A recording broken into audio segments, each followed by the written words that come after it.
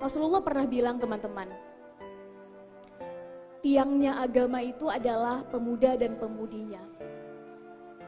Ini pun diamini oleh salah seorang sahabat beliau dari Khulafaur Rasyidin juga. Sayyidina Ali menyebutkan, Syubanul yaum rijalul ghad, rijalul yaum imadul ghad. Ini pun ternyata diamini oleh para filsuf barat yang menyebutkan bahwa the youth of today are the leaders of tomorrow. Bahwa pemuda hari ini adalah pemimpin masa depan. Kurang lebih sama artinya begitu. Jangan sampai kita balikkan kalimat yang dalam dan indah ini menjadi pemuda hari ini adalah pengecut bahkan pecundang di masa depan. Kenapa demikian? Karena kita tak melakukan persiapan apa-apa untuk menjadi pemimpin, untuk mengambil tanggung jawab dan amanah, dan untuk membuat perubahan ke arah yang lebih baik. Zaman berubah, waktu berganti, teknologi hadir. Mereka yang mampu beradaptasi, mereka akan jalan terus. Mereka yang tak mampu akan diam di tempat, bahkan mungkin mundur ke belakang. Franklin pernah mengatakan, when people stop changing, they are dying. Ketika manusia berhenti berubah, tentu berubah ke arah yang lebih baik, mereka akan tertinggal. Sunnatullah dalam agama kita pun demikian. Hari ini harus lebih baik dari kemarin, besok harus lebih baik dari hari ini. Pertanyaannya, apa yang membuat kita hari ini berbeda dengan kita 2 tahun yang lalu? Apa yang membuat kita anak muda 5 tahun yang akan datang berbeda dengan kita yang sekarang? Harus ada yang berubah, harus ada yang terupgrade. Maka hanya ada 4 kualitas manusia. Pertama adalah mereka yang pesimis melihat masa depan.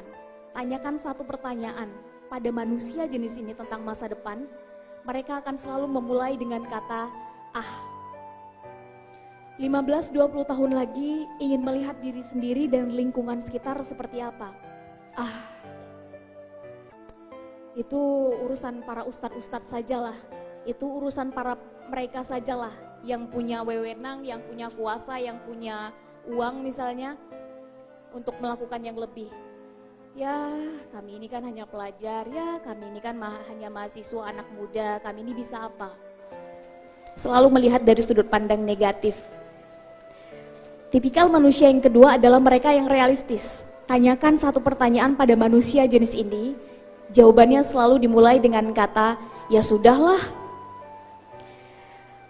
Kapan mau mulai punya usaha sendiri? Ya, sudahlah. Nanti kapan sudah punya modal, kapan sudah punya ide, kapan kesempatan datang, nanti baru saya mulai. Kapan? Buat yang laki-laki, mau mulai minang anak orang.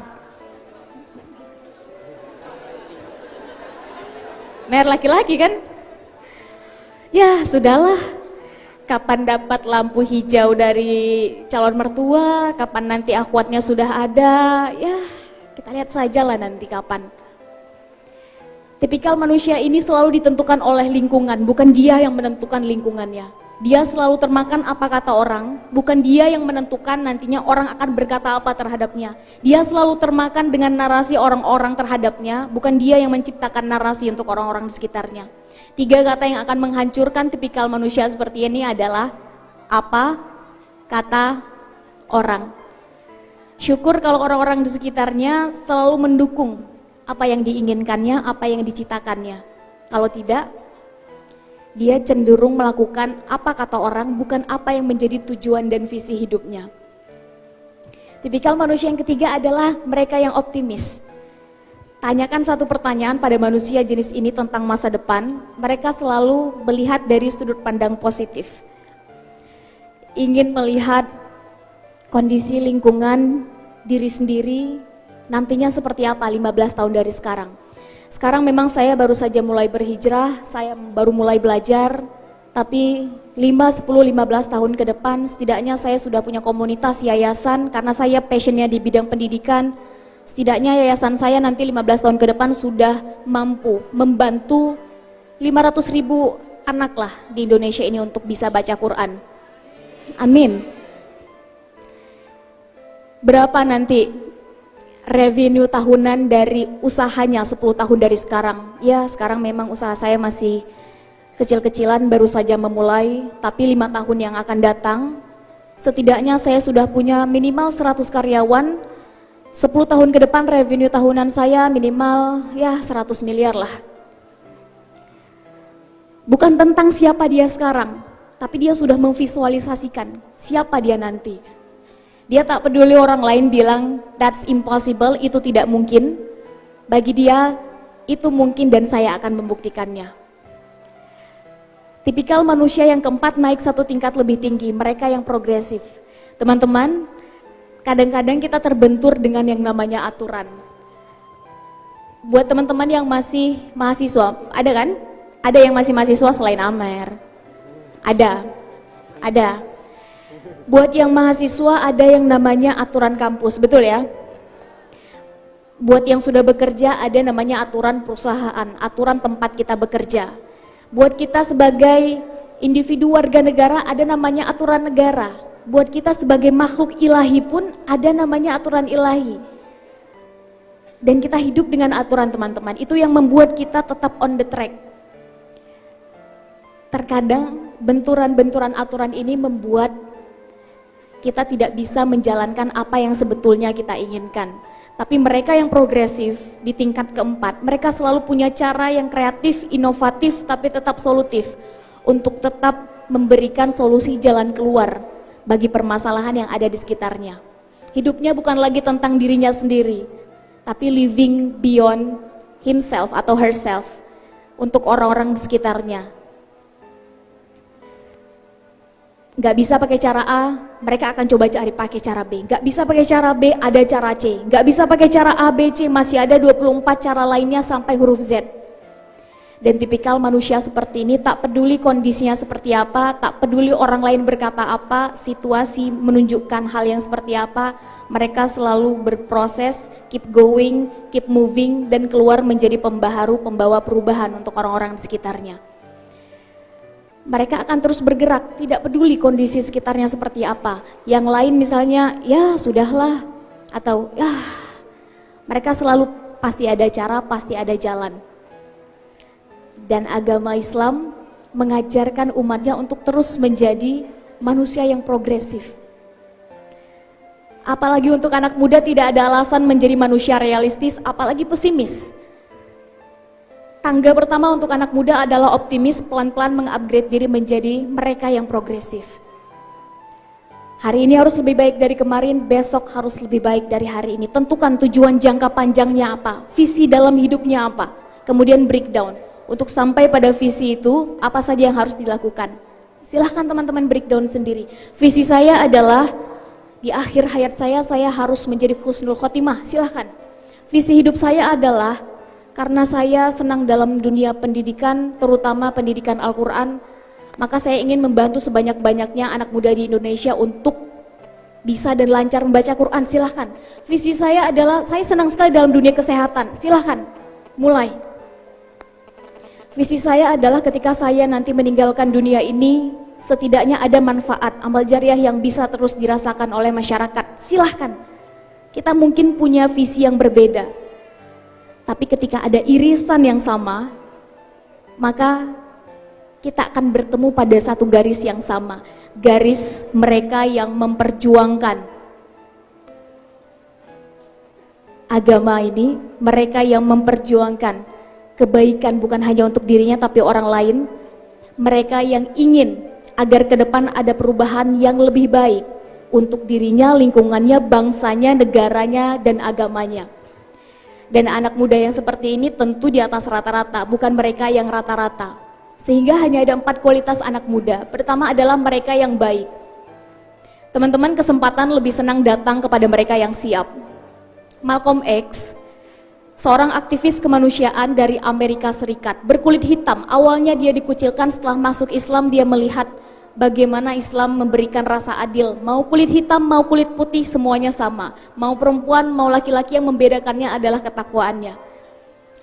Dan sudah terlalu banyak peneliti sosial menyebutkan bahwa kalau ada presiden pertama Amerika Serikat berkulit hitam sebelum Obama, maka yang pantas adalah Malcolm X. Dia menyebutkan, the future belongs to those who prepare for it today. Masa depan adalah milik mereka yang mau mempersiapkannya hari ini. Bukan mereka yang lahir dengan kondisi sosial ekonomi tertentu, bukan. Bukan mereka misalnya hanya di tempat-tempat tertentu saja, bukan. Selama mau bekerja keras, selama mau berupaya semaksimal mungkin, mempersiapkannya dari sekarang, maka masa depan adalah milik siapapun. Kalau melanjutkan apa yang tadi Amer katakan, kita lihat 2, 3, 4 kali lipat lebih panjang, maka masa depan di akhirat nanti juga adalah milik siapapun yang mau mempersiapkannya dari sekarang. Tidak melihat bagaimana kondisi warna kulit, lahir di mana, kondisi latar belakang sosial ekonomi. Selama mau mempersiapkannya, maka semuanya punya hak dan kesempatan yang sama. Maka pertanyaannya adalah persiapan apa yang sudah kita lakukan sekarang sebagai anak muda untuk melihat masa depan kita, lingkungan kita tentu yang lebih baik, bangsa, negara, dan agama. Ketika teman-teman sudah melakukan persiapan, maka tinggal tunggu saja kesempatan akan datang kepada teman-teman. Dan ketika kesempatan tanggung jawab amanah datang, pastikan kita melakukan yang baik. Baik versi kita belum tentu baik versi orang, maka tak perlu membandingkan diri dengan orang lain, pasti standarnya berbeda. Lakukan baik versi kita, dan itu adalah tangga pertama. Is a good one enough? Cukup? That's not enough. Hanya mereka yang mau menjadi lebih baik yang akan nantinya lolos dari seleksi alam. Dari sekian, saya nggak tahu ini ada berapa, tapi hitung saja ada 500.000 muslim-muslimah yang hadir di sini. Apa yang membuat kita lebih pantas untuk mendapat kesempatan nantinya dibandingkan sekian ratus ribu muslim-muslimah di Yogyakarta? Apa yang membuat kita nanti lebih pantas mendapatkan kesempatan dibandingkan jutaan muslim-muslimah di Indonesia? Jauh lagi, naik lagi, apa yang membuat kita nanti lebih pantas mendapatkan ridhonya Allah, surganya Allah, dibandingkan sekian banyak umat Islam, bahkan dari zaman Nabi Adam sampai akhir zaman nanti? Maka pastikan kita lebih baik. Berapa banyak yang kita baca tadi pagi? Terserah, boleh buku, boleh Al-Quran, silahkan. Kalau tadi pagi bacanya 1 lembar buku, maka pastikan besok sudah 2. Kalau tadi pagi 2, pastikan besok sudah 4. Kalau besok 4, pastikan besoknya lagi sudah 8.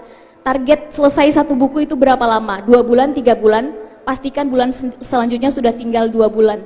Berapa target buku yang selesai dalam 1 tahun? Berapa target ayat yang selesai dalam 1 hari?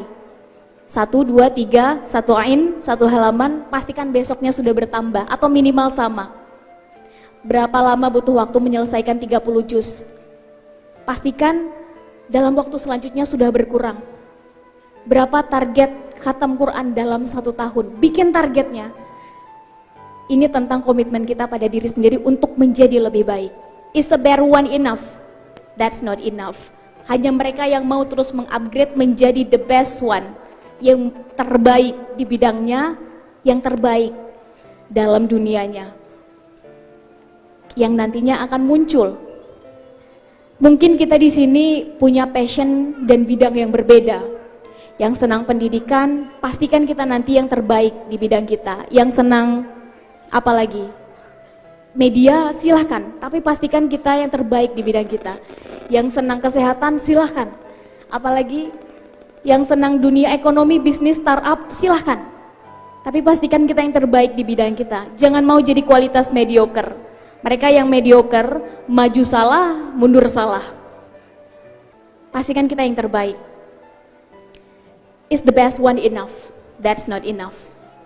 Naik lagi 1 tingkat lebih tinggi. An excellent one. Yang sempurna di bidangnya. Sempurna bukan tanpa cacat, tapi terbaiknya dia di bidangnya bisa memberikan kebermanfaatan, sempurna ilmunya untuk orang-orang di sekitarnya. Sehingga dia bukan hanya berubah sendiri, tapi berubah bersama-sama. Dia bukan hanya maju sendiri, dia majunya bersama-sama. Dan ini sudah dibuktikan oleh orang-orang besar. Kita sebut saja misalnya, yang sekarang kita gunakan sehari-hari, penemu Microsoft misalnya. Ada yang ingat? Bill Gates. Kita tidak usah berbicara tentang berapa uangnya, berapa sukses, berapa dia the best di bidangnya. Kita lihat setelah itu dia ingin memberikan kebermanfaatan lebih untuk orang-orang sekitarnya, ada Bill Gates Foundation. Kejauhan Kak, ya udah kita mundur sekarang. Kita lihat Indonesia. Bapak pendidikan yang baru saja meninggal, penemu pesawat terbang, almarhum Habibie. Dia the best di bidangnya. Apakah cukup? Ingin memberikan kebermanfaatan lebih. Habibie Center menjadi salah satu upaya beliau untuk bisa mengumpulkan lebih banyak mereka yang punya arah yang sama. Maka mari kita persiapkan dari sekarang.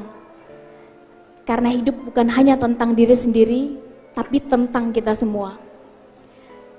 Pastikan hari ini lebih baik dari kemarin, dan mari kita mulai dari sekarang. Dari mana mulainya? Tentukan tujuan, visi jangka panjangnya apa. Kita ingin melihat nanti ke depan seperti apa, tentang kondisi apa yang sekarang kita lihat di lingkungan, bangsa, negara, dan agama. Setelah kita tentukan breakdown, 5 tahun pertama kita ingin seperti apa, 5 tahun kedua apa yang akan kita lakukan, 5 tahun ketiga apa, sehingga 5 tahun keempat nanti misalnya gap kita dengan tujuan kita sudah tinggal sedikit, meskipun belum melebihi, tapi sudah tinggal sedikit. Kita mulai bedah apa kekurangan dan kelebihan kita, apa yang harus kita pelajari. Yang jelas, to get something we never had, we must do something we never did. Untuk mendapatkan sesuatu yang belum pernah kita dapatkan, lakukan sesuatu yang belum pernah kita lakukan. Selalu ada cara extraordinary untuk mendapatkan hasil yang extraordinary.